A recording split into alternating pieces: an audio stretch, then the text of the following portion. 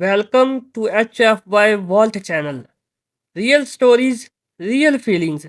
If you feel something today, stay with us. An alien woman removed her armor. What humans did next changed everything. The sky above Outpost Gray was quiet, too quiet. Captain Elias Morgan stood on the metal platform and watched the stars. The sensors were screaming, but space itself looked calm. That was the worst sign. Then the alarm turned red. A single ship came out of nowhere. No warp flash. No warning. It just appeared. "It's drifting," a soldier said. "No weapons charging." "That makes it more dangerous," Morgan replied. The ship was not human. Its shape was smooth, like flowing stone. It landed slowly outside the base fence and stayed still. Minutes passed. No attack. No message. Then the main door of the alien ship opened. Something walked out. It was tall, thin, and covered in dark silver armor. The armor looked alive, like it was breathing. Blue lines moved across it like veins of light. Every gun on the wall aimed at the figure. The figure stopped 10 steps from the fence. Then, in full view of every human, the alien woman did something no one expected. She raised her hands and removed her armor. The metal peeled away from her body and folded into itself, forming a small cube at her feet. Gasps spread across the platform. She was clearly alien, but not a monster. Her skin was pale blue. Her eyes were large and calm. She wore no weapons. No shield. No armor. She stood there, exposed. Vulnerable. Captain Morgan felt his heart beat faster. "She's unarmed," someone whispered. The alien woman spoke. Her voice was soft, but every speaker on the base translated her words. "I come in peace," she said. "And I come to surrender." Silence followed.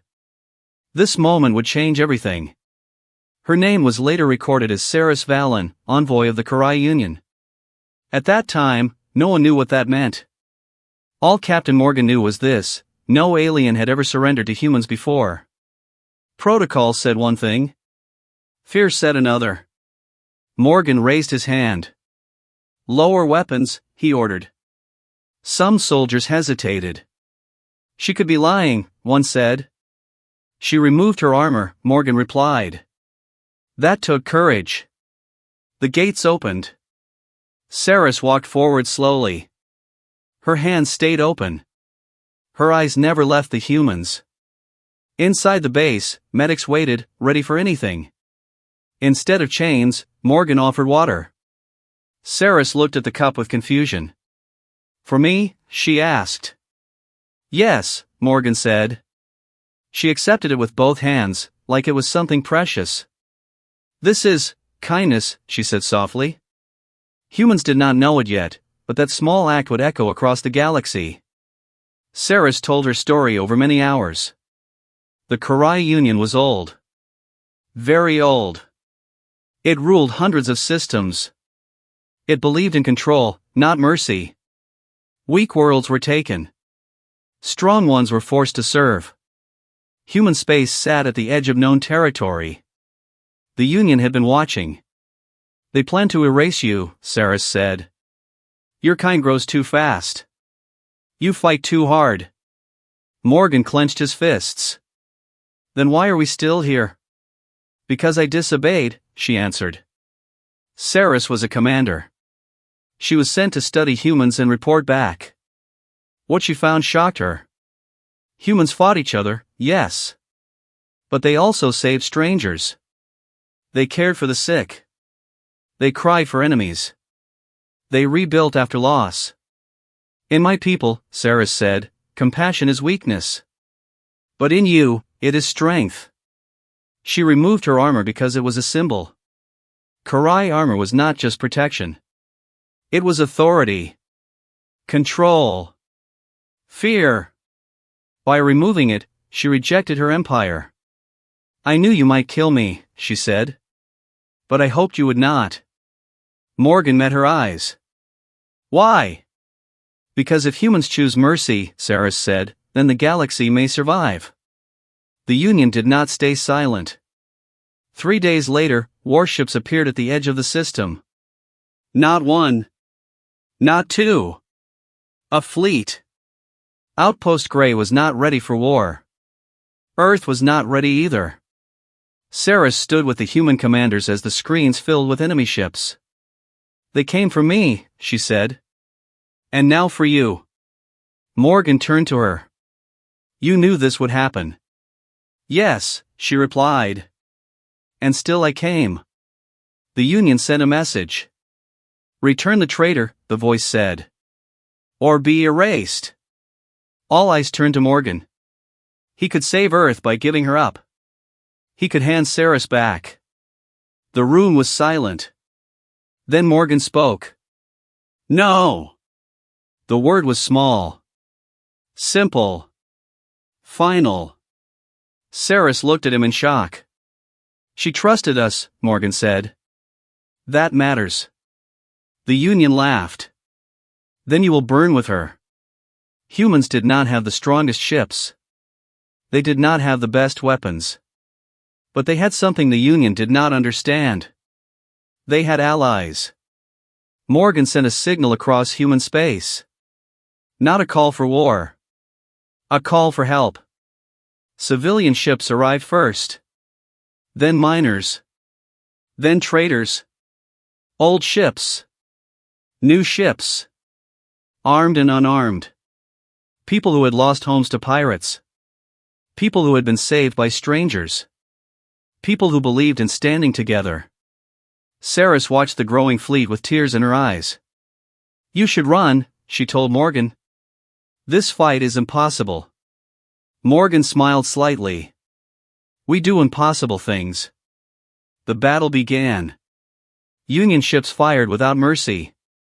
Human ships moved to protect, not just attack. When one ship was hit, others moved to shield it. When a pilot was lost, another took their place. Saris saw something she had never seen before. Sacrifice. Not for power. Not for fear. But for each other. Human weapons were weaker, but their tactics were wild. Unpredictable. Brave to the point of madness. A small human ship rammed a Union cruiser to save a transport full of refugees. The cruiser exploded. The human ship was lost. Silence followed. Then cheers. Saris felt her chest ache. This is why, she whispered. This is why you must live. The battle lasted 6 hours. In the end, the Union retreated.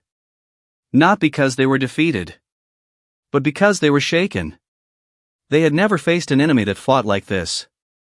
An enemy that would not break. As the last Union ship vanished, the system went quiet. Outpost Grey still stood. Earth still lived. Saris collapsed to her knees. Morgan helped her up. It's over, he said. No, Saris replied. It has just begun. News spread fast. Across the galaxy, smaller worlds heard the story. An alien surrendered to humans. Humans protected her. Humans fought an empire for one life. Worlds that lived in fear began to question. If humans could stand against the Union, maybe others could too. The Union's greatest weapon had always been fear. Humans broke it. Months later, Saris stood before a council of many species. She wore no armor. Only simple cloth, like the humans. She spoke of Earth. Of mercy. Of choice. They are not perfect, she said. But they are brave in the way that matters. Some laughed. Some listened. Some stood. That was enough. Captain Morgan watched the stars again. This time, they felt different. Not empty. Not silent. Humanity had stepped onto a larger stage. Not as conquerors. Not as victims. But as protectors. All because, one day, an alien woman removed her armor. And humans chose to do the unthinkable. They chose kindness. And that choice changed everything. More feelings are coming. Like, subscribe, and don't miss them.